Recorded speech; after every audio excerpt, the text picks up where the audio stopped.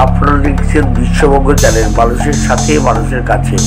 সঙ্গে থাকুন, দেখতে থাকুন বিশ্ববঙ্গ চ্যানেল। সাবস্ক্রাইব করতে অবশ্যই ভুলবেন না। বিএড পাস করেছে, ইকোনমিক্সের ছাত্র নয়, কিন্তু তার দূরদর্শিতা বাংলাকে 11 সালে বাংলা কোথায় ছিল? 11 সালে বাংলা ছিল ভারতবর্ষের 20টা রাজ্যের মধ্যে 17তম স্থানে। ভারতবর্ষের 20টা রাজ্যের মধ্যে 17তম স্থানে। আমরা আবার মিটিংয়ে বক্তৃতা করতে গিয়ে বলতাম যে কলকাতার মিনিবাসের কন্ডাক্টর গাড়িতে কোনো লোক উঠলে বলতো, কারণ ওখানে তো একটাই গেট, পেছন দিকে কোনো গেট নেই, বলো দাদা একটু পেছনের দিকে।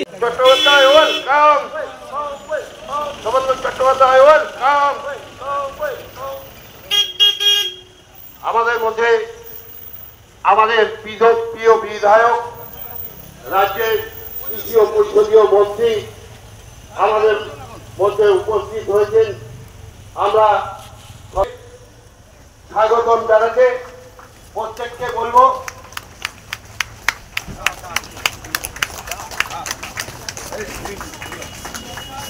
আমি যে কথা বলতে যাচ্ছি, আমাদের প্রিয় প্রার্থী অধ্যাপক সৌগত জনতা পার্টির যিনি প্রার্থী হয়েছেন 2021 সালের আগে তিনি তৃণমূল কংগ্রেসের বিধায়ক ছিলেন ব্যারাকপুর বিধানসভা।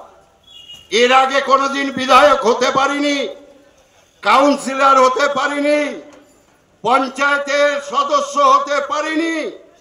আর 2021 সালে খড়দা বিধানসভায় কাজল সিনহা বিরুদ্ধে তিনি প্রার্থী হয়েছিলেন। আমরা দেখলাম খড়দার মানুষ একজোটে 28,000-এরও বেশি ভোটে হারিয়ে দিয়ে। দাস এসছেন, হুজুরদি সাহা এসছেন, আচ্ছা আচ্ছা। আর আমার সঙ্গে যিনি এসছেন আমার 50 বছরের সহকর্মী তপন দাস, একসময় দক্ষিণ 24 পরগনার সেক্রেটারি ছিলেন পার্টির। আমাদের দল প্রথম দিন থেকেই করছেন, দীর্ঘ সময় আমার সহকর্মী। আজকে আমি শুনছিলাম সুকুমারের কথা, কিশোর বৈশ্য বলবেন আপনাদের সামনে, তপতি এটা সকলেই বলবেন। কিন্তু আমার খুব খারাপ লাগছে যে ভারতবর্ষের ইতিহাসে 52 সাল থেকে নির্বাচন, ভারতবর্ষের ইতিহাসে আমরা বহু প্রধানমন্ত্রী দেখেছি। আমার তো যথেষ্ট বয়স, 80 বছর, মানে বুঝতেই পারছেন আমি খুব ছোট বয়স থেকে পার্টি করছি। 63 বছর আমার পার্টি করা হয়ে গেছে। আমি পণ্ডিত জওহরলাল নেহরু থেকে লাল বাহাদুর শাস্ত্রী থেকে শুরু করে সকলকে আমি দেখেছি মানে ক্ষমতায় দেখেছি।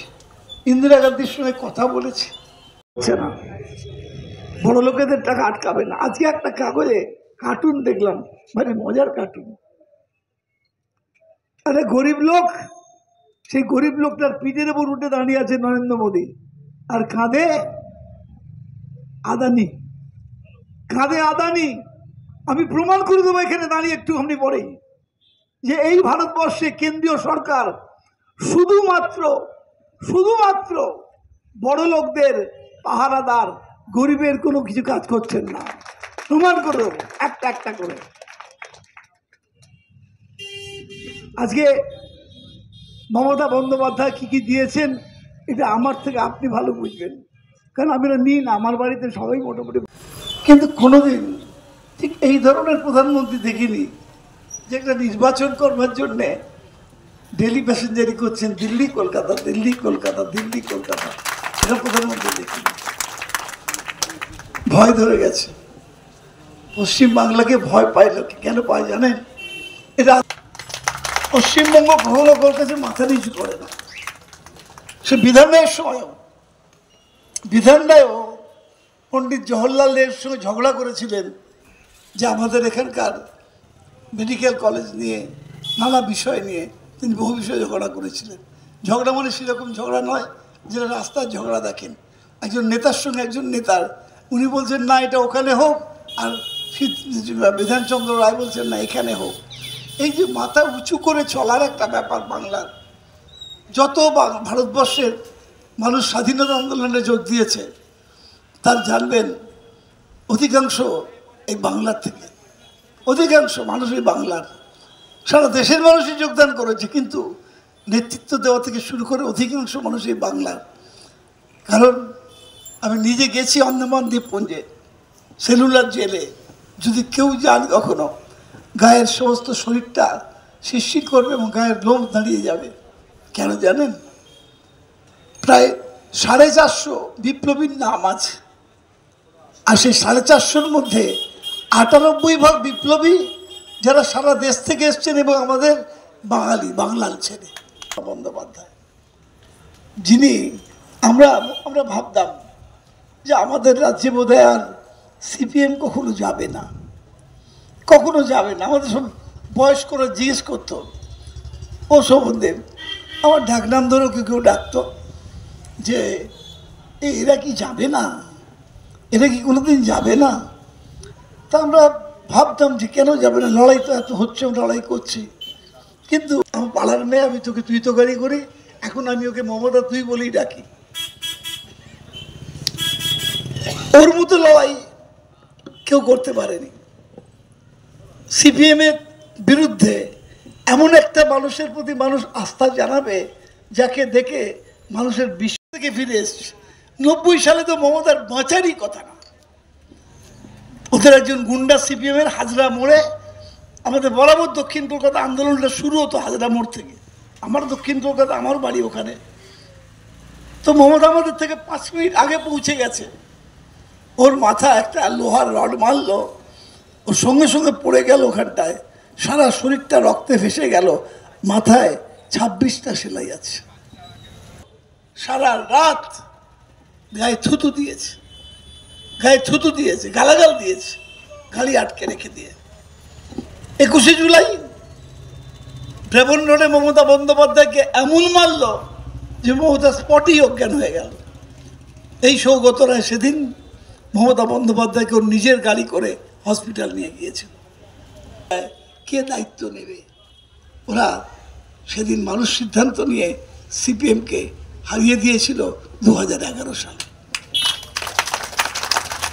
এবং মানুষের সে আশা নিশ্চয়ই পূরণ হচ্ছে।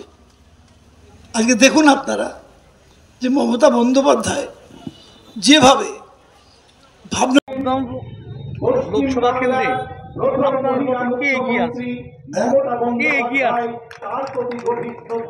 বলে দিতে হবে। সৌগত রায়ের ধারে পাশে কেউ নেই, অনেক দূরে আছে।